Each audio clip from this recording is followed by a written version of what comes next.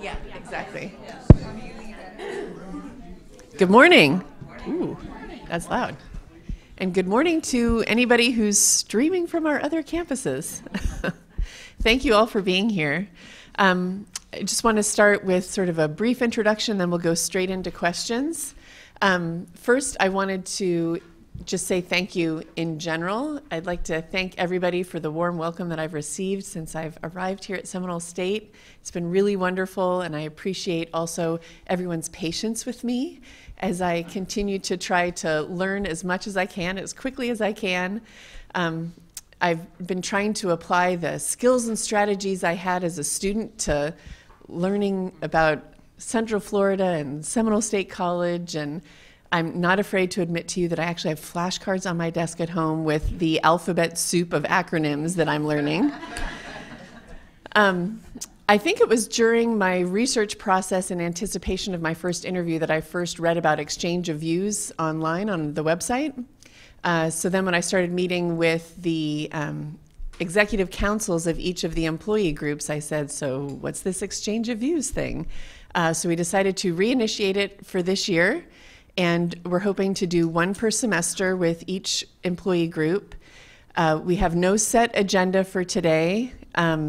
We're here just to engage in discussion, try to address questions that you might have.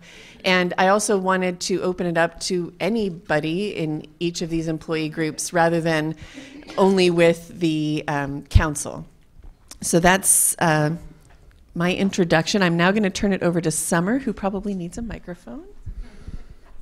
It's like a game of telephone, but with a microphone. Good morning, everybody. My name is Summer Pesator. I am the chair of the Career Service Employee Council. I want to thank all of you for being here today, right? Dr. Lorenz, I think we're all super excited for you to be here. We've appreciated everything that you've done so far, and thank you for your patience with us. So that goes both ways. We had a lot of feedback over the last couple of months with people who are submitting questions and comments and concerns about this event, so that was really helpful. So what we did was on Halloween, some of you may have seen us walking around doing our Booze for Views event where we were trying to give you treats and solicit your feedback, right? And that was more successful, I think, than any of us thought that that was going to be. So what we did was we put together a good couple of questions that we think will cover most of what was submitted to us. As she said, we will go as loosely as possible. If you guys have questions, please ask them. If you feel that there's something that didn't get addressed, please ask it, okay? So I guess we'll just start with the questions that we have formulated, okay? So we'll start with Miss Eileen. Good morning. My name is Eileen Gerritana. I'm the treasurer of the council, and I work in the purchasing department here at the college. So the first concern that we have, or question, is if I'm reading the Florida State Employee Tuition Fee Waiver Procedure 1.03 correctly, the college has to waive tuition fees for state employees up to 6 credits per semester. Why don't college employees get that same fee waiver of 2 classes per semester? Many would like to take classes. They're encouraged by their supervisors to take classes, and they know SPD is available, but many career service employees don't have those funds to lay out that tuition first and wait for reimbursement later. So it would be great if we could get 2 fee waivers per semester so that it would help many of us attain our goals of getting our degrees that we're seeking.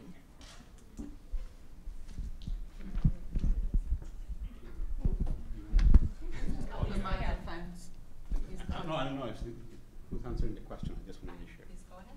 Yes, who's it? I can tell you. Yes, okay. From historical perspective anyway.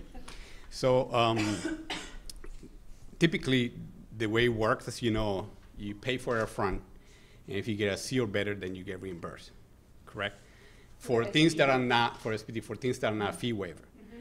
So I think our current policy and procedure calls for 3, for waiving only 1 class per semester. 1 class. Yeah.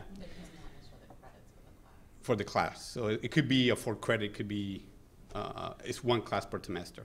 So it's been at the college for almost 23 years. It's always been that way. So I don't have an answer for why it's different than what the state Right, legislation but says. like if other state employees are allowed to get 2, why can't employees of the college get 2? It's just that some of us don't. When you say have other state, funds. other state employees, meaning in other It colleges? Yeah. I'm reading, it says. So I cannot answer that question. Do you know? Post-secondary institutions will waive the tuition and fees of state employees to enroll for up to 6 credit hours of courses per semester. And the defined full-time employees is executive, legislative, and judicial branches of state government. Exactly So we're what not- that is, we're I not don't know. those. We're not state But- employees. We're not- Okay, No, so, but you as the college, if I'm reading this correctly, if someone from this area wants to take a class here, you have to waive their fees. So why can't, okay, Okay. how about we just, so is let, it possible to consider giving 2 fee waivers per semester? We'll put it that way. Just, I'm going to refer to us to check. It's a difference between the state employees and the college. So I understand what you're saying. And the only thing I can tell you is that the interpretation of the law, and I will have to refer to somebody else who does this for a living, but it has been, at the college, it's a policy. Is it possible? I don't know. I can tell you we have never reviewed it, and it's never come up, has never been asked since I've been here at the college. we can, We could review it, but doesn't, I don't know what the impact is. Obviously, there's financial impact, so. I think there's also a difference between SPD funds and fee waivers. Fee waivers are imposed upon us by the state, and the way we administer SPD is different, so that's 2 different topics kind of being merged, but I get what you're saying, and we can certainly look into it. okay, thank you. Okay. So I will go with our question number 1. Recently, there was some talk around campus about instituting a culinary program. As a recruiter myself, I spend most of my days in high schools, and I do get a lot of feedback from students saying, hey, do you guys have a culinary program? No, question mark. Is that something that we are going to be getting? Because especially recently, there are a lot of students that keep asking about a culinary program, and I know Valencia has one. And so does Daytona State. So this is something that is becoming more popular. Is that something that we do see in our future? I can answer Got our that. microphone. Actually, we just received approval from SACS to offer a hospitality management degree. And right now, we are envisioning 4 tracks in that degree. The first track would be craft food and culinary. The second, wine and beverage. The third, restaurant management. And the fourth, hotel management. So let me give a little background on this, however. The schools, as you mentioned, have been asking for culinary forever. As we look at the labor data, even with Valencia, Daytona, the Rosen School, it still shows that there is a need for employees in this area. And then the third thing, with this new student center, we have an empty commercial kitchen sitting in the student center. In the old student center, right. And we had talked about making that maybe a conference center, that we would need that kitchen, but it could also double as a classroom for our culinary students. So initially we thought, we've got a chunk of this money already taken care of with this commercial kitchen sitting there. But that was perhaps naive. As we started researching it, it is going to be expensive to renovate that building and add what we need for a teaching station and all of those things, more money than we have right now. And so we still think it's a great idea, and we are in the process actually of hiring a dean of hospitality and workforce that will help us continue to research that, maybe help us in the foundation find a funder to help us remodel that so we can make the most of it. So we still think it's a good idea, we just don't have the funding to do it. However, you'll remember there were 4 tracks that I mentioned.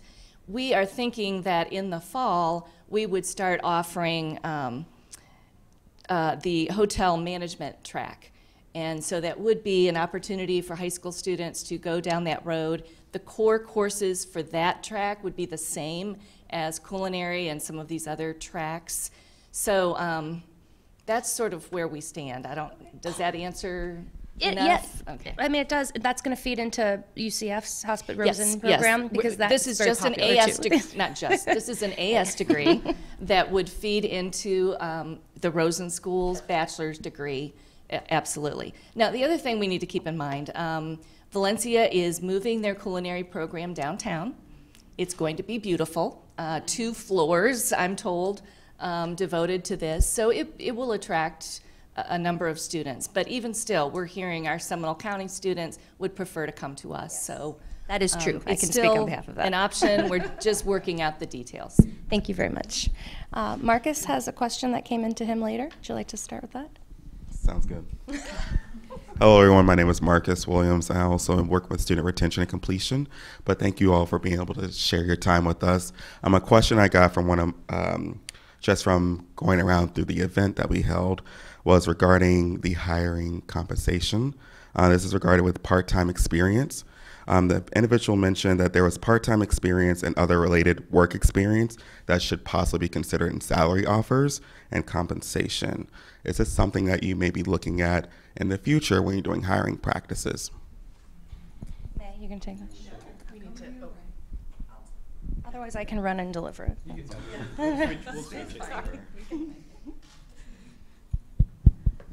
Thank you, Marcus, for your question. Good morning, everyone. That is something that we could definitely look at. It's difficult when given a question like that because I'm not aware of the particulars in that specific example. But what I always encourage people is come talk to us. You know, we're open, we're here for you. Just come make an appointment or come stop in, and if we're free, we'll help you and we can walk through this particular situation. Because it's individualized, it's difficult for me to evaluate it right now, but we'd be very glad to come and talk with whoever brought this question forward. And where do they start for that in that process? So they could start with our employment area, and that would be Maribeth Kalichi, Jimmy Cantonwalla. They can come and check in with our reception. We just hired a new reception person for HR. Her name's Robin. And we're open 8 to 4:30 Monday through Friday. But you could also call if you're from Oviedo or Altamont. And we could even talk to you over the phone if it's too much trouble to drive here. But we definitely would want to take a look at that. Okay? Well, May has the microphone, sorry, because I think this one is going to go to you. I'm sorry. Okay. And then we'll go back to Eileen. Okay. This is it's 2 questions, but we're just going to make it a 2-parter because they're kind of similar. We heard a lot of feedback regarding employees that state that they've been told that when it comes time for their yearly appraisals, that it is basically forbidden to receive 4s and 5s from their supervisor. Wow. A, is that true? And B, every year supervisors are able to evaluate their staff via appraisals. Could career service employees evaluate their supervisors yearly through an appraisal as well? Okay. Excellent questions. Thank you. It was a 2-parter. It wasn't mine. So I like it. I like that you merged those together. Good job. Okay, so let's tackle the first question first. So I don't think the words forbidden have ever come out of my mouth. That's not a word that I generally use. And I don't think my team has used that. I've never heard them say forbidden. Now, what I can tell you is I did see this question yesterday. I looked at it yesterday. And so we actually pulled the data to see, how many people do receive 4s and 5s. And between the top 2 categories on appraisals, on yearly appraisals, consistently exceeds, and the next exceeds category, you add those together, this past year, it was about 70% of employees. So that means mathematically you have to receive a 4 or a 5 to be even put in those categories. So I'm sorry to hear that's the perception that may be out there with some folks. What I can tell you from a reality perspective is that not only the data obviously shows differently, but it is our job in HR to protect the integrity of the appraisal system. And so we do have conversations with supervisors when they're conducting their evaluations and do challenge and push and say, you know, a 5 means there's nowhere to grow. That if someone does have a 5, they've achieved excellence and can go no further in that criteria. And even more so that they could train other people because they're so well equipped in that skill. So we have those challenging conversations and push and make sure that we're protecting the integrity of the system, but it's ultimately the supervisor's decision. You know, HR is here to support, but if a supervisor says, no, this is a 5, or no, this is a 3, we honor that supervisor's choice. And so, again, if there's anyone that feels like, gosh, you know, I'm struggling with this appraisal, come and talk to us. You know, that's what we're here for. We want to hear this feedback. We're coming up on appraisal cycle right now. So it'd be a great time to sit down, have good conversation with your supervisor, come and talk to HR. We want this to be a good system that works for everyone. And then your next question, I really enjoyed seeing that. And the reason I enjoyed it is because I do think it's important that everyone understands the distinction. There's 2 systems that you're mentioning. So we have an appraisal system currently, and that's operating. But what Summer mentioned is perhaps what we refer to as a 360 approach, and that's actually not an appraisal. So I don't want to confuse the two. One, appraisal is about a person's performance, and that's strictly comes from a supervisor, okay? The 360 is just how it sounds. It's a circle of feedback. It's not meant to be used for anything other than feedback. So it's not anything that would be performance tied. It's strictly to give the individual a better perspective of what they're like to work with. I am in favor of 360 approaches. I've worked at other organizations that utilize them. So what that is for people that don't know is, again, it's that circle approach. So it's you're getting feedback from your supervisor. Let's say, Chris, may I use you for example? Okay, so you would receive in a 360, you would receive feedback from your supervisor, you'd receive feedback from individuals that you work with and that you mentor, and then your colleagues. So you're getting feedback all the way around. That's why they call it a 360. Exactly. It would be really interesting to get those statistics on what supervisors are handing out 5s and what supervisors are handing out 3s, and that may be, you know, department based. Sure. Maybe departments, you know, struggle with performance and other departments don't. But it would be interesting. I've known, especially in my department, different supervisors view that appraisal system differently, and whether they want to hand out those 5s and say, hey, you're doing excellent, keep up the good work, versus, you know, you're not doing so well, try harder. Right. It's kind of a different approach to how do you try to, you know, reward and motivate your employees. Right. Excellent point. Thank you, Chris. Can we take the question up front regarding that? Okay. Thank you, Summer. Hi, Maureen. Maureen Preuss from Academic Services. Just a couple of comments. Sure. One, I would encourage people regarding the evaluation system, if you're having issues with how you're being evaluated, there's a comment box on the evaluation that you can always fill out and perhaps justify why you feel like perhaps you're not being graded correctly or rated correctly. And the other thing is the whole perception of how supervisors evaluate us is important because our raises are tied to that. And that's why it becomes such an issue with people. And the perception and there are supervisors out there that, you know, we all talk and we've heard that they just don't rate anybody high. And that means, you know, their whole department is not getting raises. So there's a perception of how our supervisors continually trained to realize that there's this other part of the whole issue as well. And as you're talking, I am taking notes because you're providing a lot of helpful feedback. And so if I pause or anything like that, that's what I'm doing. But this is really helpful.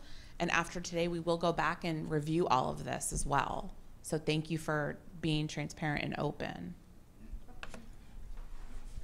We got another one. Hold on. Come.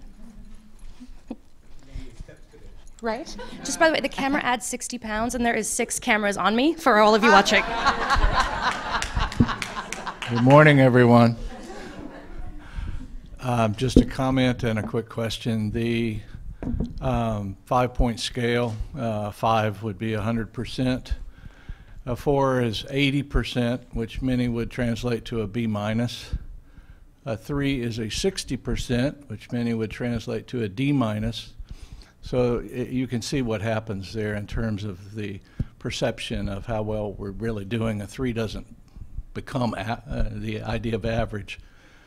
Is it possible for supervisors to give scores of, say, 4.2, 4.8, 4.5, something like that, to indicate there is still room for growth, but you've done very, very well, and perhaps allow the average to allow the employee to receive raises where right now that might, if a supervisor is not giving 4s and 5s, allow that to be bumped up to raise territory.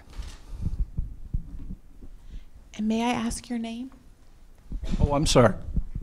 My name is Dan Scott. I'm with the School of Academic Foundations, our adult education program. Okay, so Thank you, by the way, for the wonderful employee recognition service that you had the other day, and appreciate the president's involvement with that. It was truly, it was my 5-year recognition, but it was a first time I've been. I've heard about it before from others. And I remember writing you and saying, what in the world have I done to deserve being honored? And that was I wonderful. appreciate Thank you telling me, and because I didn't know otherwise, and it was a wonderful event. Wonderful. Thank you very much. Oh my gosh, absolutely. There's a whole team of people that put that together. I can't take any credit for that, but we do love doing that every year. The HR team works together with the communications and marketing team and the media team and facilities, and it takes a whole village to kind of put that together. But we love doing that. That's one of our favorite events of all year, to celebrate our faculty and our staff. And Dr. Lorenz had a great idea this year that, that's kind of the beauty of fresh perspective. But as we were introducing people that came on stage, she thought, wouldn't it be nice to give some more personal attributes? So you heard that we told stories about some of, what their favorite memories were, and we talked about what are people doing in retirement, and it was really nice to have that personal touch. So thank you for that feedback. So good questions about the scale, and that is something we've had to kind of work against, because there is that perception, because we're an academic institution, that it's related to a grade, right? Like a A, B, C, D. And so we try to turn that around to have people understand a 3 is actually right where you want to be. And so it's not a C, it's really like 3 is amazing, and 4 is even better, and 5 is even better. So 3 means you're coming to work, you're doing your job, everything is good. So, and then as you ease up the scale, you're able to kind of excel in those different areas. And we need to be able to explain to an employee what differentiates you between a 3, between a 4, between a 5. And supervisors can do that best because they really know the job and the employees. So they can say each year, okay, you're at a 3 right now. Here's the behaviors and here's the actions that I want to see that'll help take you to a 4. And then that leads to the other part of your question. It's not an overall score. You can get different scores in each dimension of the appraisal. So maybe you're really, really excellent at teamwork and team support, and so you may receive a 5 in that area. But maybe on your continuing education and your, risk and initiative, you're just meeting the expectations or even below expectations because you're new in that area. And it's not that you aren't going to be able to get back up. It's just, it's new. So to answer your question about can you have different levels like a 4.2, a 4.8, yes, of course, because all those dimensions average. Does that help? No. I was referring to the individual scores. Yes, we are aware that we get an average, and that's what the salary Right. increase is based on. Right. But I'm referring to the individual scores for categories. Can those be? Oh, I see your question. I see your question. Okay, we can look at that. I can't make any commitment right now, but we can definitely look at that. Thank you for clarifying. I think it would give the supervisor a lot more flexibility and the employee actually clearer guidance. Okay. All right.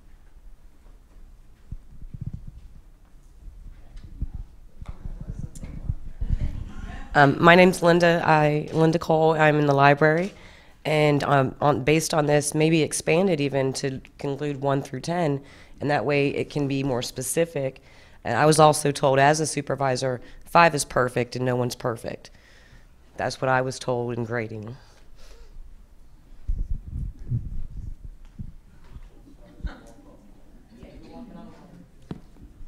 Thank you, Linda, for sharing that feedback. Again, these are some of the reasons why we have these exchange of views, to dispel some of those things. Yes, people do receive 5s, and like I said at the beginning, the data shows that. So that's unfortunate that you heard that. 5 does mean there's really nowhere for growth, and this is the person that you would put up against anyone and say, okay, now I'd like you to train all these folks because you are really the top in that field. It doesn't mean that you can't get a 5 though. So want to dispel that perception. I just want to come out and say that I was in a department once where I was told that the supervisor did not give 5s, and somebody else in the department was very happy about their evaluation and let it slip that they got 5s. So we were being told by the supervisor one thing, and actually another thing was happening. So again, I know it's an imperfect, subjective process. However, there's flaws with it, and again, it's based, our raises are based on it. So that's why it's probably getting a lot of talk. Yes, my name's Leonard Lazat. I work for the maintenance department. We handle 5 campuses. In the past 18 years, this college has grown tremendously. We've increased size, but not staff. Our staff has gone downhill like you wouldn't believe. It sort of puts I'll say a physical and a mental status on our workers here that we're supposed to do more with less staff. We're trying to do what we can to keep up with ever-growing demands around here, but there are people on this campus that feel a lot of things should be contracted out. The contractors, in my opinion, will not put in enough personal expectation for the campus's growth and the needs. I've gone above and beyond in my duties. I've been reprimanded for several things that I've done. I've got an attitude, I'll say, from my supervisor that why did I volunteer to do this, and I'm only trying to make sure it works right for the college and stuff. I've been my last evaluation was so bad that I probably will not receive any thing for my efforts that I do on the campus. I feel that that's on account of my supervisor's opinion of what's going on this campus. He goes above and beyond, I'll say, of making a person having a fear of coming into work. I think it's pretty bad for this college when that situation happens. I do my best of my ability. I worry about my own personal problems. I have a lot of them. I know the college tells me, no, I shouldn't be speaking about them in public, but people do ask me about certain things, and I try to answer their questions. Thank you. I don't know. I hear your comment loud and clear about increasing physical space and not necessarily increasing staff. I think that's something that educational institutions are typically really not very good at. When we talk about the total cost of ownership of a new building, and I don't know what has gone on here because I'm new, but typically we don't think long-term about the staffing needed for that total cost of ownership because funding is so tight. So that is a very typical problem in educational institutions when we add physical space. Funding for several positions on this campus alone. The positions were never filled. They seemed to fall in the cracks and just disappear. We used to have two full-time painters for this campus. We used to have 3 carpenters. We're down to 1 carpenter. We've just recently had an electrician retire. The positions are posted. I'm hoping that certain positions, again, don't end up falling through the cracks, and we're losing staff. Mm-hmm. And I get the opinion that there are people, like I said, on this campus that would rather have everything contracted out. I don't think it's proper. There should be a suitable staff to handle all our needs on the campuses. And it's certainly something for us to take a good hard look at. Yeah. Okay. Going off of the luncheon, the recognition luncheon was mentioned. So we have several dedicated part-time employees, and it seems that they're excluded from these types of events and being recognized for their time and service that they've put into the college. Is there a way that part-timers and the hours, the time that's put in, even if they go full-time, can still be counted and recognized by the college for the service they give us? And that would include also allowing them to potentially participate in the Leadership Academy. And I know there would maybe be different guidelines, but if someone's here 10, 20 years as a part-timer, but they can't take advantage or even be recognized in the luncheons or do Leadership Academy, which they would certainly benefit from and the college would benefit from. So how do we bring more of the part-timers into recognition and participating in the college policies or events, or whatever you want to call them? Okay, thank you. Great question. So one thing that was mentioned is the service recognition lunch that you brought up earlier. Currently, that is just for full-time employees, but I want to make sure that you're aware we do include part-time service when we award our full-time employees. So definitely not opposed to having part-time employees be a part of that. It would be additional budget. And so we'd have to look at, if we're adding budget there, where do we take that from? So that's one thought, and I'll keep discussing some of the things you brought, and then feel free to share. We just instituted a Employee Excellence Committee this year. Is there anyone in the room that's a part of that, that's on that committee? Okay. I am. So one person. So I'm going to let Kate talk a little bit about the Employee Excellence Committee and their focus on part-time employees, because we've really looked at yeah, I'm fine.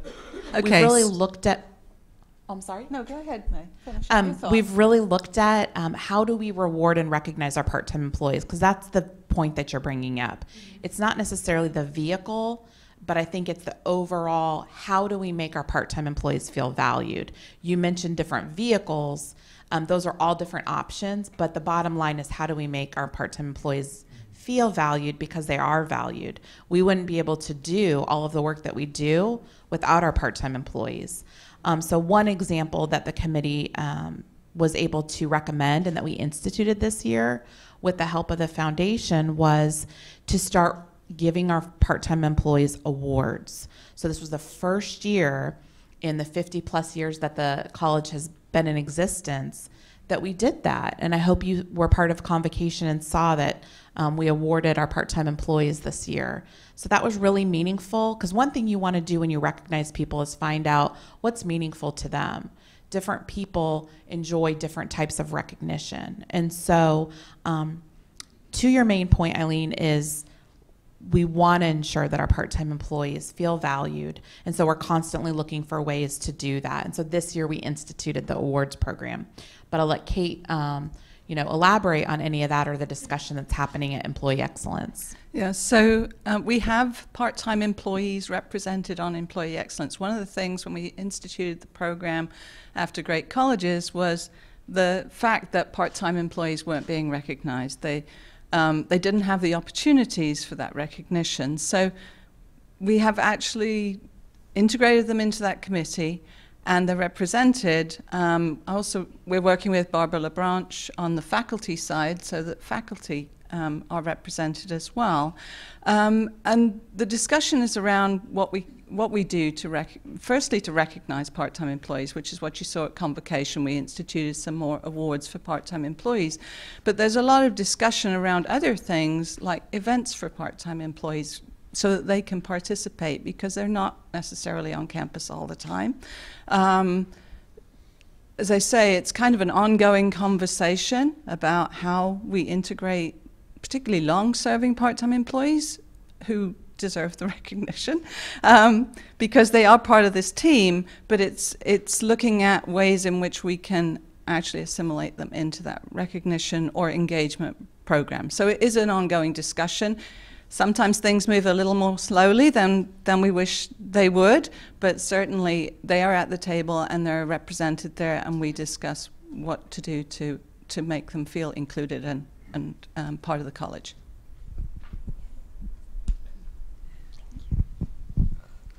Okay, well, this is kind of a two-parter as well. So in the student services area, our weeks look really weird, where we're pretty busy Monday through Thursday, and then Fridays are kind of more relaxed and laid back a little bit more.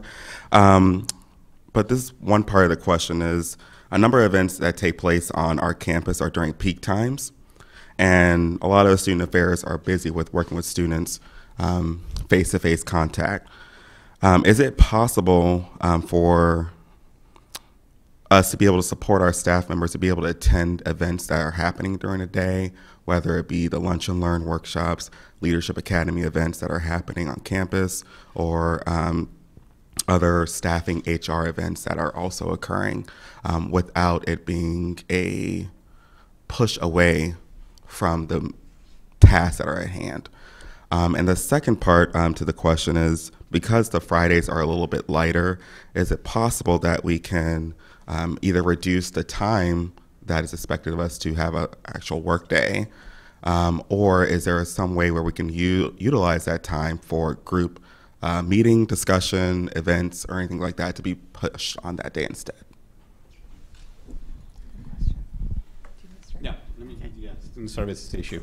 So you're absolutely correct. Unfortunately, the folks in student services are front-facing with the students, and this is an issue that's been around forever. Just because when the peak times, that's what it is. Students are in front of you. We used to have waiting times of up to 2 hours.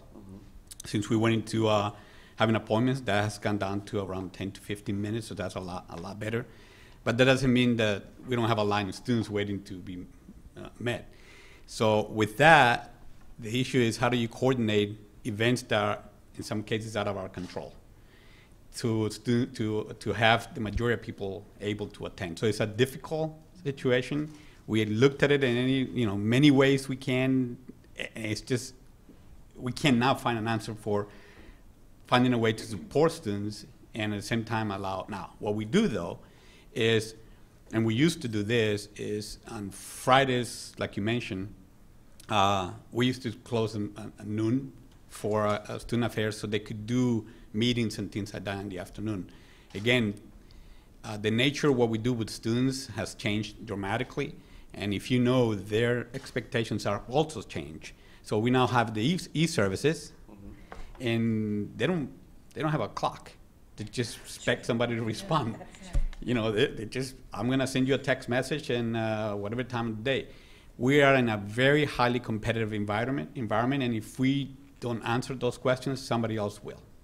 So it's a difficult situation.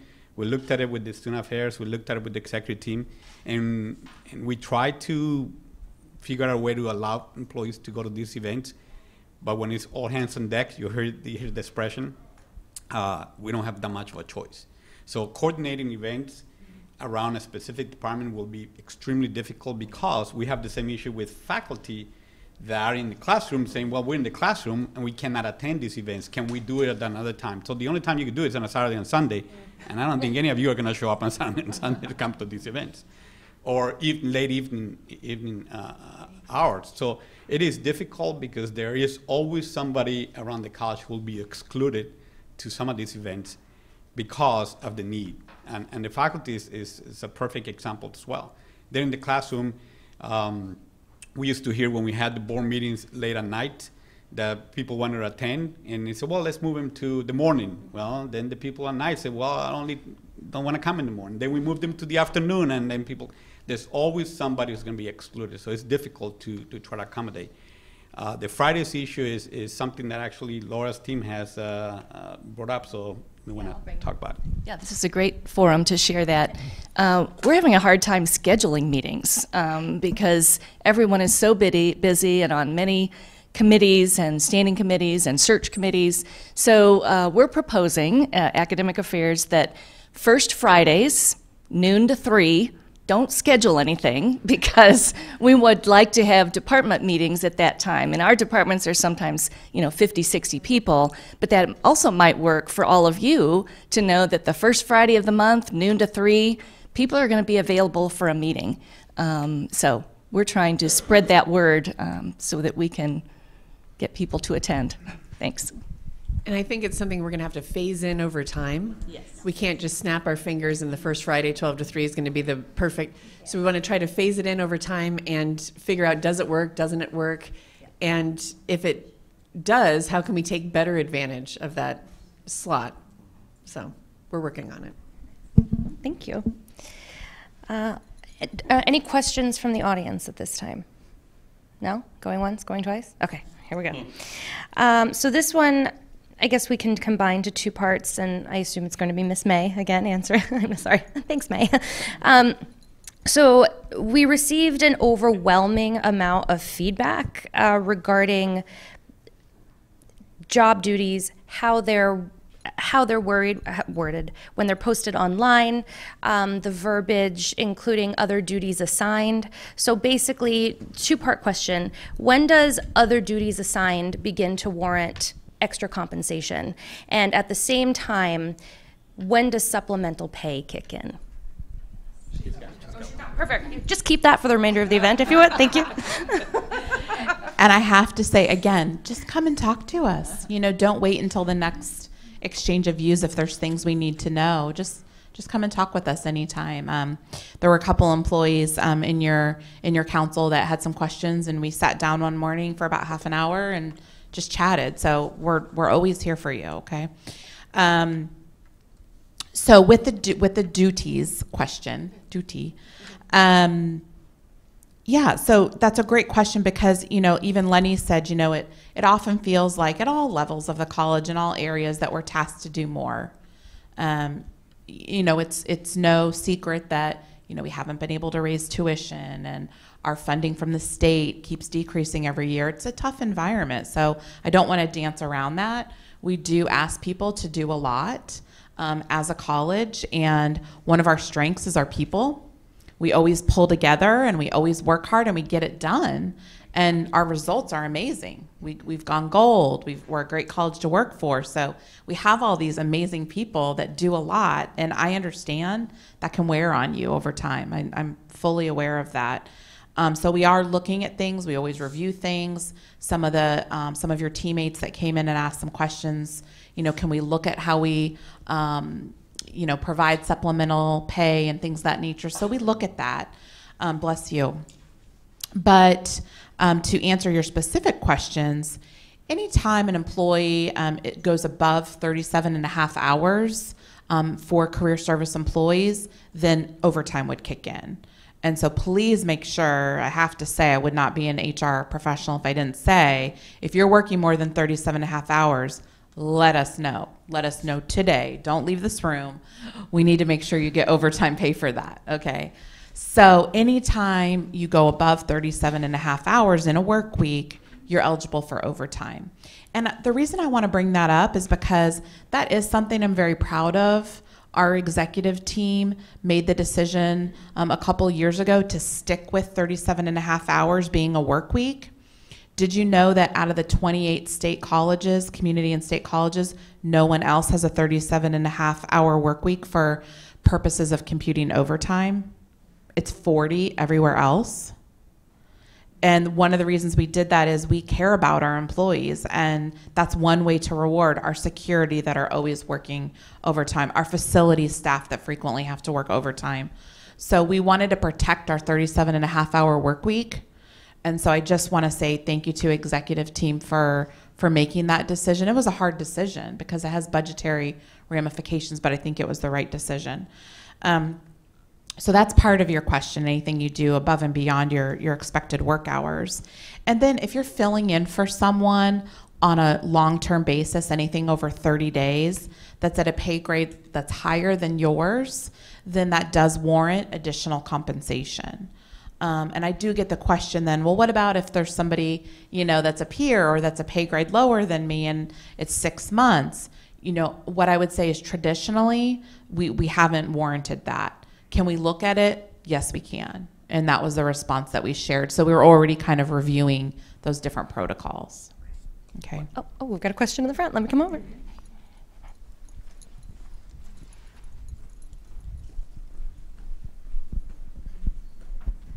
I just wanted to ask a question in reference to the supplemental pay, because when the decision was made to change us from professional staff to career service, it removed the option for people who were eligible for supplemental pay to receive the supplemental pay.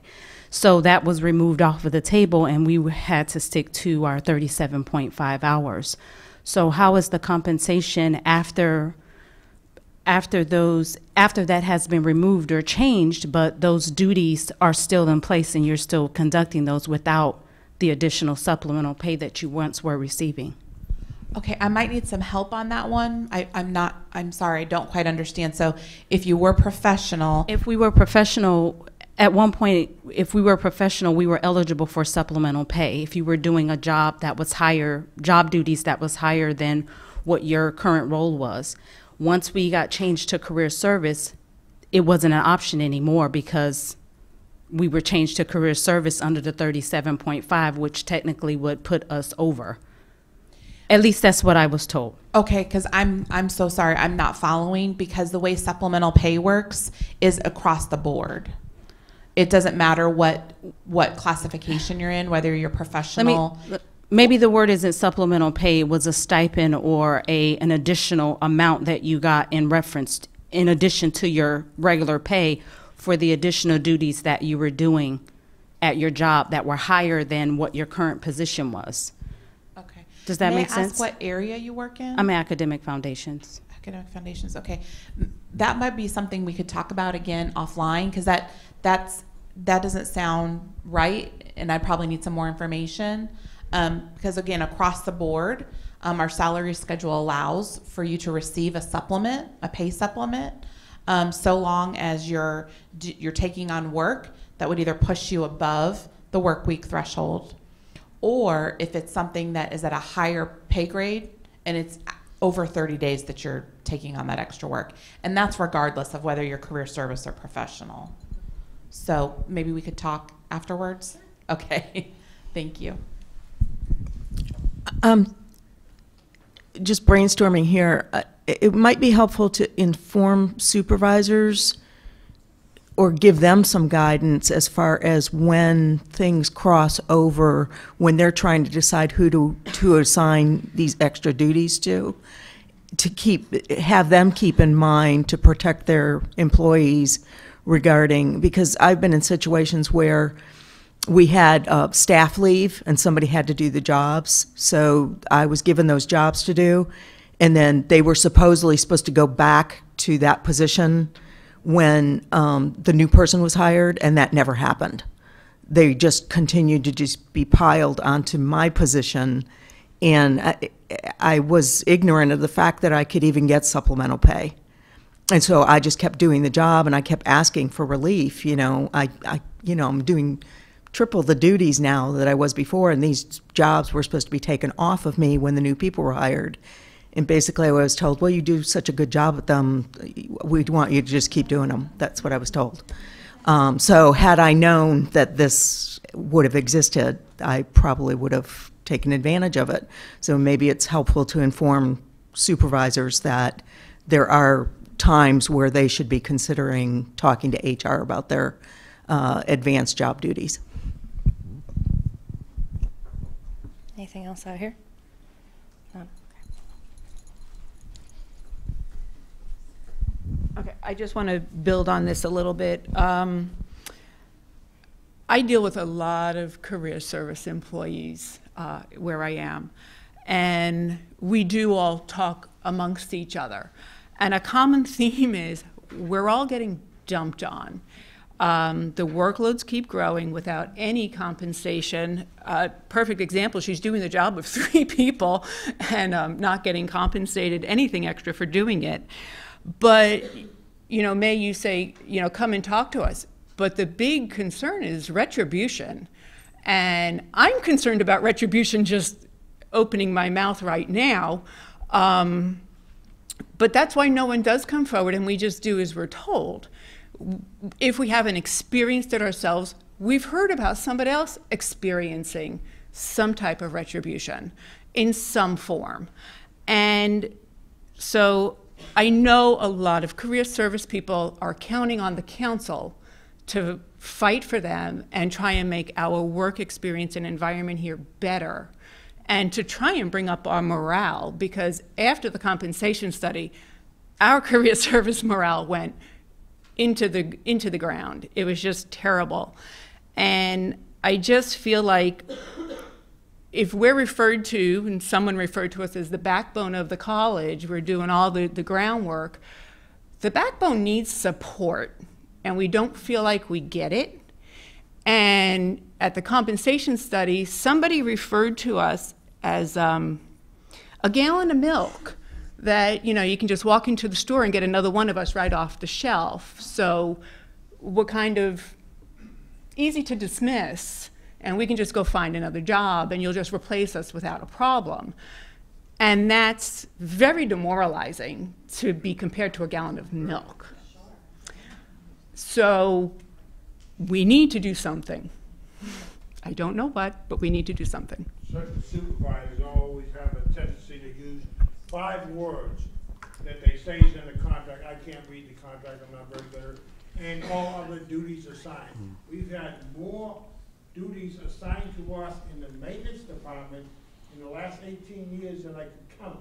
It's carpenter slash slash slash slash slash slash. They just keep growing. The staff goes down and they add more duties to the people that are there.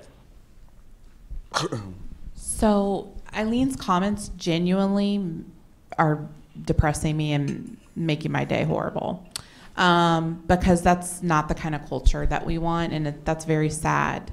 I hope that that's not how people feel every single day coming to work. I'm trying to look at the audience and gauge some trying to look for nods or thumbs up or something, or smile or thumbs down, I don't know, but because you are the voice, like you said, you come into contact with a lot of people, so that is very concerning, the things that you mentioned. But they're afraid to come forward because one way or another, something could come back at them, whether it's on their appraisal or whether it's a creative way to have their job reclassified that they don't, you know, there's things that we've seen and heard over our time. So we know things can be very creatively done as far as, you know, I'll say retribution. So yeah, most of us just do as we're told because we need our jobs. I mean, we enjoy, I think for the most part, working at the college, but there are certain things that I think truly need to be addressed to make career service feel more valued as employees. One of the things that you mentioned, and it's kind of a common theme that I'm hearing, is kind of the interaction with the supervisor. And so when we went forward with the Great Colleges Initiative, it came out that this was a theme. And so we've really looked at how do we tackle that. And even a lot of the discussion points that you brought up today, they're all things that are saying, okay, we need to go back and have more conversation with supervisors. And so when the Great Colleges Initiative came out, there were all these groups working on it. And one of the results was we need to have some more training and conversation with our supervisors. And so we put together, working with an outside consultant and internal people, a whole training program for our supervisors. And we know training isn't the solution to everything, but it's a starting point. It's a launch. And so we know it has to continue. It's not just a one-time training and we're done. We're actually, all of our supervisors have gone through the first component of that. We're now coming upon our refresher. And so we continue and continue and continue. And all this feedback helps us with the content of what we need to discuss with our supervisors.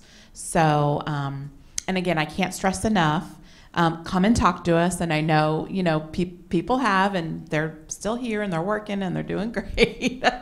But come and talk with us. And if you can, try and talk with your supervisor first. If you feel comfortable, do that. And if not, that's okay. If not, but then come and talk with us. And we're in this together. We want to make this better. All of these concerns that you're bringing forward, that's why we're here, to figure out, what do we need to do? How can we address these concerns? Okay. All right. So I have a lot of things, and I think I know majority of the executive board here, so I feel comfortable speaking with you about this. And I can only speak from personally, but I know that there's other individuals on my staff or otherwise areas who may identify with this as well. Me being a younger colleague coming right out of college, going into this field, I was really drawn into it. I've been optimistic, very happy, working in higher education, so many opportunities to work with students and help them go through the whole process of gaining a college degree. What I have noticed trying to gain in leadership opportunities, there are times where we are stretched thin and we're doing multiple things and having expectations thrown upon us. Me being mentored by one of my colleagues who no longer works here, told me I should get involved, do Leadership Academy, did that, joined committees. I joined Employee Excellence Committee, helped with that, get off the ground, not global engagement, Great Colleges Initiative, all those different items, as well as SPD. It wasn't until the change and classification from professional to career service for many of us who lost out on the opportunity to be able to teach or be an instructor inside the classroom. That was one of the passions that I wanted to kind of get into while working with higher education, still advising students, because I believe that is a great model for higher ed, being advisor outside the classroom as well as being teacher inside the classroom, especially for our college success program. It was one of those things that we were told that we would need to have a higher education degree, which I ended up attaining recently within the past year. But because of that classification change, I was told I was no longer able to teach at the institution that I work for. And also being told that, hey, you should check out other neighboring institutions and work for them if you still want the opportunity. To know that we had something as great as that model to work with Seminole State that we would like to institute and help our students grow both academically and professionally and personally on all sides of the coin, it's kind of hard and difficult to be advocates for students and still support them when you feel like you can do much more than what you're already doing.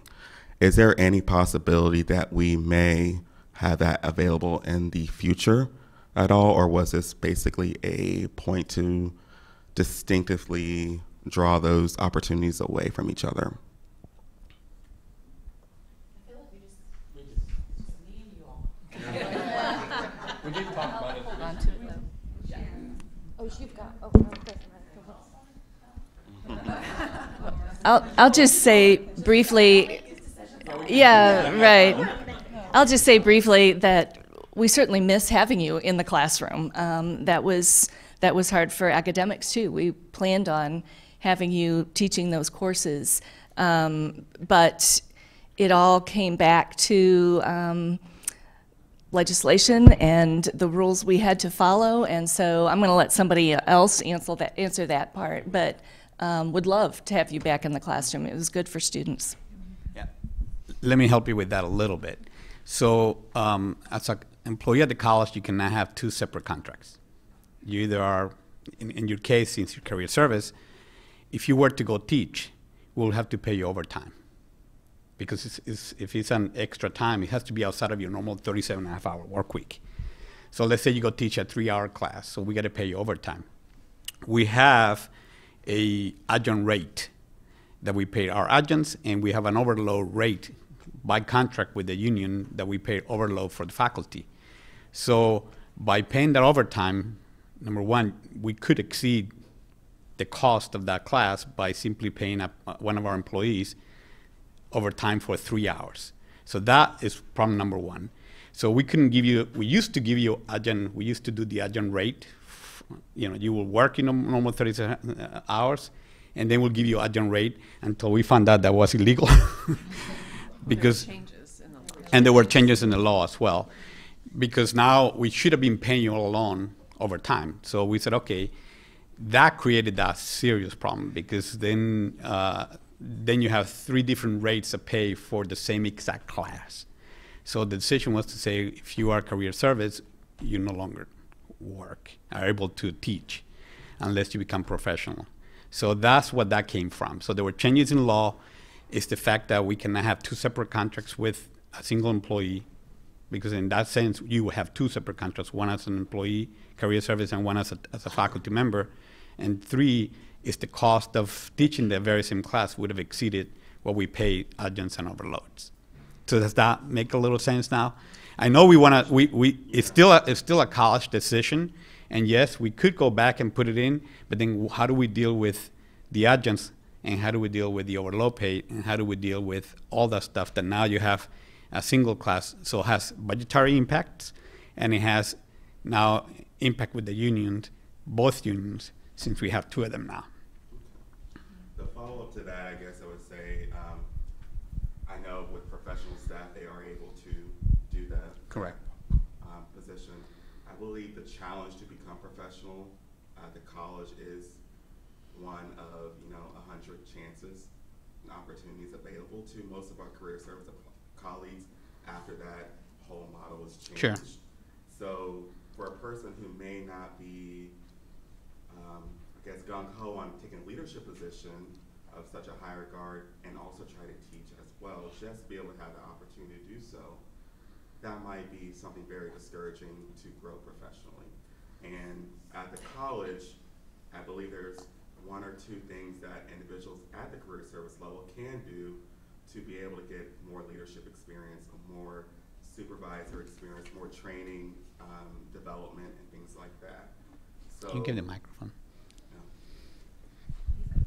You have it. You have it. Sorry. Get the microphone. Oh, I have it. Sorry. Go ahead. But yeah, that's basically in a nutshell what I want to address, that with all those, I guess they're now lofty ideas and dreams that many of us may have within the career service advising model or specialist student services area as well, that we always had this impact on students being the perspective, inquiry go-to person, Sure. being the individuals. We even, from the point of dual enrollment, we see high school students. Being able to follow and track these students has a greater pull for higher education experience to get them through in a tunnel focus, because they have a community focus, they have a community mind, that there's a backbone to support and help them grow throughout the channel of the 2-year degree or the 1-year certificate. I think we do see a lot of times that having so many different individuals that students should be going to, it makes it hard and challenging to navigate through the higher education experience. And being a 2-year institution, now we're taking 4 years with our bachelor's, it's taking students a lot longer because they lose that connection. And they lose it a lot sooner, especially after their first semester with us, because they may have talked to 8 advisors, 6 specialists, and maybe have gotten the answer they've needed. So I guess I'm throwing in a lot of themes at once, which is probably not good for the purpose of this, but with career service, we do have a chance and opportunity where we discuss a lot of these different things that happen, but we see how they also connect in different ways. But I want to know, I guess professionally in my position now, is there any opportunity that there are any other professional classification opportunities for career service to move into, or if there's any way that things will be adjusted so that they can have different ways of communicating to the larger population of students? So you're talking a career path? Yes, Okay. essentially. So, again, I've been here for a long time, and I came from UCF, and we had exactly the same issue, and it happens in most state institutions. Is we don't have a career path per se that you could move in the career unless you apply for the job, and you have to compete for every single job that becomes vacant. Part of it, as I understand it from the days I worked at UCF, has to do with the Sunshine Law, and has to do with being transparent. And what that does is avoids picking favors. Excuse me. Picking favors and saying, you know, just because I know you, I'm going to give you a job. And that's why this whole process of committees exist, to avoid that, for the most part, if you will. So we don't have a way to say, you know, you are, let's say, specialist 1, and you stay here 2-3 years, you prove your job, and you go automatically move into this position, automatically into profession. There isn't that career path, and if you look at most state institutions, education, you don't find anything like that. So unfortunately, and I'm sure, I don't know if it was the same in California, and it is unfortunate because you're right, it doesn't seem like it promotes good employees, but at the same time, I will say you're doing all the right things, attending and participating and doing all the right things to become yourself marketable enough so when the next professional job comes up, you can apply, and then you are competing as much as anybody else from outside. Professional positions are typically posted for everybody outside, if I'm not mistaken, for the most part. It can be internal, but for the most part, they're posted outside. Again, it goes back to that idea that we have to be transparent, because if we don't do that, and you just plug people in places, then guess what? The lawsuits are coming behind it, and we're gonna have to deal with that. So it becomes, but it's very, very typical of all state educations in the United States of America, unless you're in private education. But as far as state, and that's why I was looking in California, because that figure is the same way. So it is discouraging, but I don't want anybody to get discouraged either, because we have, and the people that are here at this college, again, over the last 22 years, I have seen people move from being part-timers, starting with the college, and we heard it, a lot of stories on last Friday. I started as a part-timer in the adult high school, and 45 years later, I'm the director at X, Y, and Z. So the opportunities are there. It's just, it may not happen as quickly as some people would like it to happen. Does that make sense? Yes, it does. So, sure. Okay. Well, this is a different question. I don't think May can answer this one. Okay. The elevator's broken again. I'm ready. I'm ready. In Student Center. I came in with my recruiting bag this morning, and I carried it up the stairs in my 3-inch heels, which is fine because it was empty. What's going on? From everyone. Thanks. The elevator here in this building? Yes. There was a sign on it this It's a morning. brand new building. I know. You don't expect elevator issues. We've been having elevator issues college-wide. It's just phenomenal. We actually changed our support company that is now responsible for maintaining all of our elevators. And so because of the issues we were having before, we've actually changed contracts. They are going through every elevator we have and checking all of the parts to make sure that each elevator is properly functioning, and then they will begin a routine maintenance cycle on every elevator in the college 3 times a year. So that's the answer to your question. Are we still going to have elevators that break? Yes, but hopefully not as often. This is a new building. We should not have any problems with the elevator in this building. It's my understanding that this elevator did get fried by a lightning strike, And so they did come in and replace almost all the parts in the elevator. So it should be, again, should be functioning properly. But if it's down again, they. Have you checked it to sabotage? Because I feel like somebody from another college is coming in and breaking our elevators. Put a dent in my recruiting efforts, I think. Yeah, there you go, if it happened again, right? Sorry, I just wanted to add in also with that, one of the comments that I got from other colleagues is regarding the handicap accessibility in the building as well. Yes. I believe we just received the buttons on the exterior doors, but there are a lot of small areas within our department offices that still do not have any type of handicap accessible button or anything like that, or spacing for students to be able to get in to the offices. Okay. Any particular deficiencies that you can identify? Please make sure that we know about it so we can address that. Sounds great. There are two standards that's happening for handicap accessibility on this. There are two standards that are happening with this college particularly. There is a state code that they go by, and then there's another code that they go by. I believe they're going by the state code, which is minimal access to areas. There are a lot of, in my feelings, there are a lot of areas on this campus that are not being met with for handicap accessibilities. My father had spent several years between wheelchairs and crutches. I feel bad for these people that can't get into our buildings and allowed the access that they need to do this. I brought this up to my supervisor, and he says, well, I've been told by him that we have too many handicap doors on this campus. I don't know the exact count, but. I'd like to thank you all for your time and dedication. I'm sorry we keep beating you up here, but I love you all. You're excellent leaders. And, you know, it is sad to be on career service. I've been here since the beginning, and you do feel a bit like you're on the bottom floor. You're told you're not a professional. You know, I'm not allowed to look any more professional than this, which is kind of embarrassing sometimes. And, you know, the odd thing about the handicap doors, if you read some of the rules in, like Geneva is one place where we have no handicap door, and even on the front door, which is common to have the very front door, at least one door, openable by an automatic device.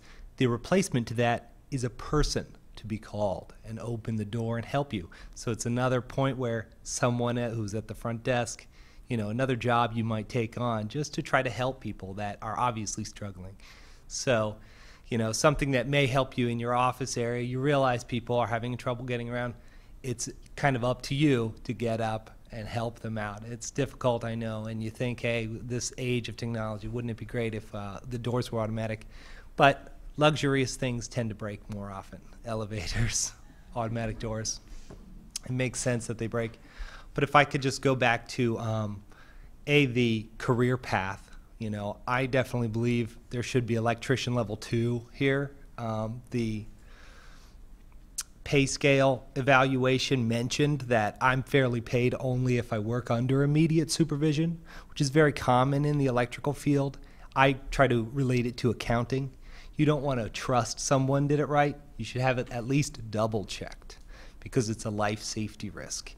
You know, fires, the lightning. There's a lot of our common technology we tend to think of, oh, it's not electricity, it's all this communication, it's all these specialized things. The foundation of it is the electricity. So that's something I also wanted to touch on. In the fee waiver, I've been taking advantage of the fee waiver. This school has changed my life for the better in so many ways, and I thank you all again for that. But it is kind of an awkward situation where I had calculus and analytical geometry over $1,000 class covered in the fee waiver one semester, and then usually I can only get about $300 out of the fee waiver because it's one class up to 6 credits. This is kind of an awkward situation where that goes. Anyway, thank you. Okay. It seems that employee longevity no longer and I'm going to use this term, probably shouldn't, no longer matters. They top out at their pay grade, and they get like I guess an annual bonus. I'm not there yet, so I don't know. But there's no cost of living. Like, their cost of living still goes up, but their salary isn't.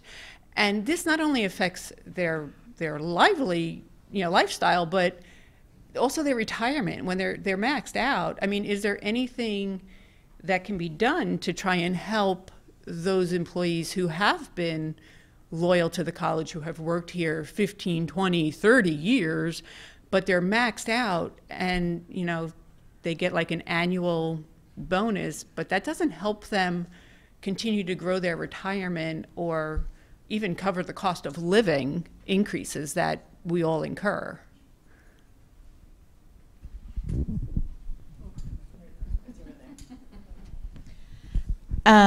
What I can say to this, Eileen, is that we would have to look at it. A decision was made back about 3 years ago that once employees do hit the top of their pay grade, that any raise that the board elects to give us, that they would receive that as a lump sum as opposed to going into base. So we can look at that. We can review that.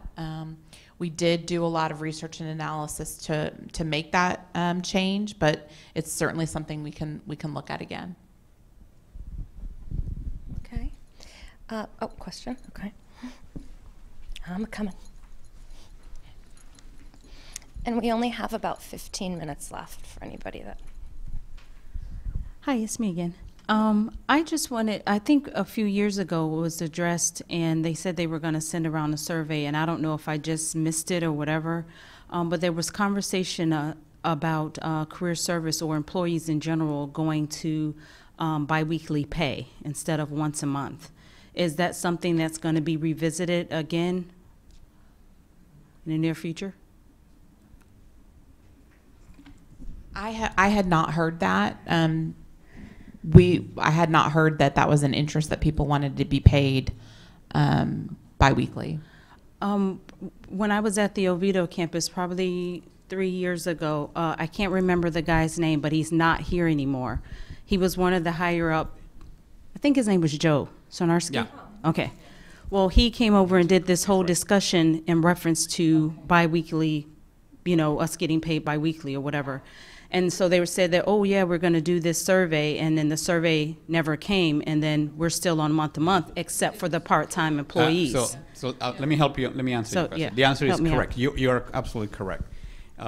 We actually tried 10 years ago, and then we tried about 5 years ago, so 5 or 6 years ago, maybe even longer than that, because you said you don't remember.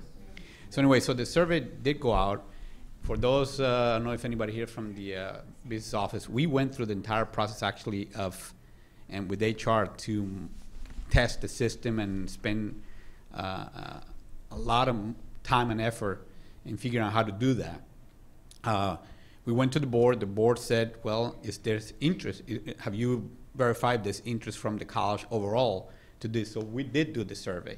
And he came back like, no, we like the monthly payment. There wasn't any interest, the majority. I mean, not to say that nobody was interested, but the majority of people. It's like when I remember the meeting. The majority of people, I'm talking about like 85% of the people said, leave it alone. I'm used to it. I like the way it is, because the problem with the going bi-weekly is now we have to hold money in arrears to be able to do that. And like those of you who have worked at UCF pays bi-weekly. Let's say you start working, you don't get your first paycheck in 2 weeks. It takes you 30 days before you get your first paycheck. Well, at the college, if we were to go that way, first thing we need to do is we need to hold back at least 2 weeks of pay. So you will not see money for a month and a half the first time you do it. So once we start explaining the implementation of that, everybody went like, oh, no, please, you know. It's only the first time you'll have to wait, because you have to build in arrears. We do that sometimes anyway. When there's 5 weeks in a month, we're already doing that. Not really. We pay monthly and. Yeah, we pay monthly, but there's some months that we may not see a pay. When we get paid in December, we won't get another check until the end of January. No, so you get your full check for the whole month. Correct, but essentially it's still the same thing, so you have to go through it at least one time. Correct. There's a wait, right. But we're talking about waiting even longer and less money. So when you come back, you're not going to get the full check, you're gonna get only 2 weeks worth of that check. So once we explained this whole thing, and everybody was like, nah, leave it alone. They're used to it. So it was overwhelming, and we pulled the plug on the whole thing because it was overwhelming. About 85% of the people said, leave it alone. We're okay with that. And people are clapping back there. So, again, it's not that there wasn't any interest. The reason why I'm asking is because at every institution I've ever worked at, we got paid every 2 weeks. When I got here, and I'm still shocked 5 years later, that we get paid once a month. And so I think some of the discussions that were had at Oviedo campus where people were thinking that they were going to get less money. And so people weren't clear that, no, you're getting your same amount of money, it's just split in two. Spread out over 52 weeks as opposed to correct. Yeah. And there's a difference between biweekly and bi-monthly. Yeah. Very different. So 2 months, two months out of the year, you get 3 checks. When you do biweekly, if you do bi-monthly, it's twice a month, period. So. Coming from the part-time standpoint, because I was part-time at the time sure. at Oviedo campus, the part-timers were also getting paid once a month. And for a part-timer with a family, those cause some type of issues. And so we did change that for the part-timers. You changed for the part-timers. Correct. And because of that reason. Like for a short little second, then I went full-time once a month. So that's why I was bringing that up. All right. Thank you. Yeah, and I don't want to get into a big discussion in this forum, but I've worked under both systems. The argument for the monthly is that, well, my bills are primarily monthly, so I like to have the same amount of money coming in every month, so I know I can cover my bills. The biweekly, you get less per month every month except 2 months of the year. Those 2 months you get 3 paychecks, so those 2 months you get more money. So if you can, you're going to have a wave in dealing with your monthly payments when you go to a biweekly. Now some people adapt to it and it's fine. Some people hate it. Some people hate the monthly. So it all depends on what the preference is. Okay. Anything from any of you? Okay. One of the last things I want to mention regarding part-timers, the time off for holidays and spring break was of concern. It's one of the perks that they do receive, but they also have to worry about the financial burden that they receive just by not being paid during that time frame. Would it be possible to compensate part-time employees in any way during the holidays and spring break? So that question, I saw that question. So how many of you have worked at other places besides Seminole State? Okay. And did any of those pay part-time employees when they weren't working? Raise your hand. So, I mean, that's, I would say 99.9% of all companies and institutions and colleges for part-time employees, you're paid when you work, and organizations just don't have the funds to pay part-time employees when they're not working. That's a benefit of being a full-time employee. So we just, I mean, just the vacation pay that full-time employees have and all of that time alone, if we would total that out and put that on top of part-time, I mean, that could be several positions that we need here at the college. So I just don't see that happening. I appreciate the question, but I realistically, I don't know any other corporation or college that does that. I kind of take back my vote on not knowing about situations where people got paid for, quote, not working. The one situation I can think of is Seminole County Public Schools when I was a teacher many years ago in that system.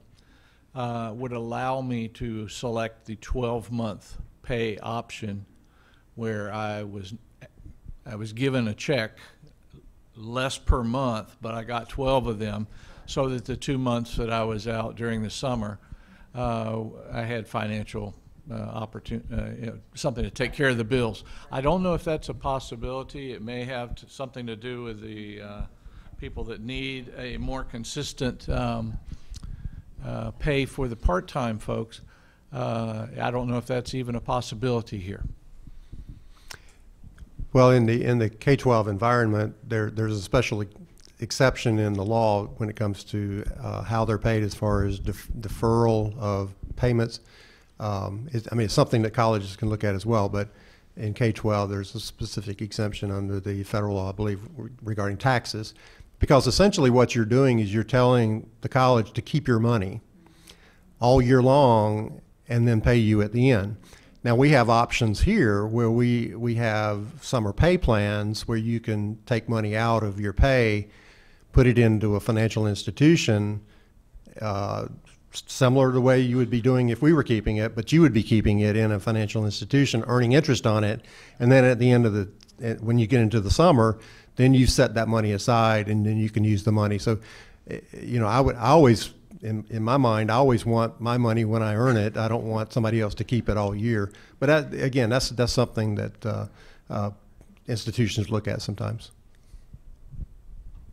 And Marcus, one other thing I wanted to add to the part-time, because I like hearing like what's behind that, and I think what you said behind that is there's some financial concern there. So what I would really recommend, Rick just triggered that for me, is Central Florida Credit Union. They have an account where people can, when they get their paycheck, put a little bit over here every time they get their account. So that might be something we want to make sure we share with our part-time employees. They'll do it automatically, the Central Florida Credit Union, once they enroll. So that'd be something I'd share. Another resource I would share, we are unique in that we pay for our part-time employees to have access to EAP benefits. Not all colleges do that. So what that means is they have some unique benefits at their fingertips. Financial planning. They can get 5 free counseling sessions with a certified financial planner. They can go, any one of us can do that, full-time, part-time, exempt, but your particular question was about part-time. So I just want to make sure we all remember we have that benefit. You can get a free will. You can get free estate planning. Any emotional issues that we're having, and we all have them, whether we're dealing with family or work or stress or husband, wife, spouse, children, grandparents, all these different things that we need to take care of. Again, 5 free sessions with a certified mental health counselor per issue. So if I have 5 different issues, that's 5 times 5, 25 sessions at no cost to me as an employee of Seminole State College. So let's not forget that. Let's help our part-time employees remember those benefits too. Okay? Thank you. I have one last question, and then I think Summer's going to wrap it up. And this is, we already kind of touched on this, but I didn't hear an actual answer. So a number of our inquiries included concern about our facilities duties being contracted out to third parties. And many are concerned that our facility employees, if that continues to happen, they're not going to have a home here or a job here anymore. So is that the road we're actually going down, or do we plan on keeping a lot of our facility stuff in-house? I don't even know if this was on.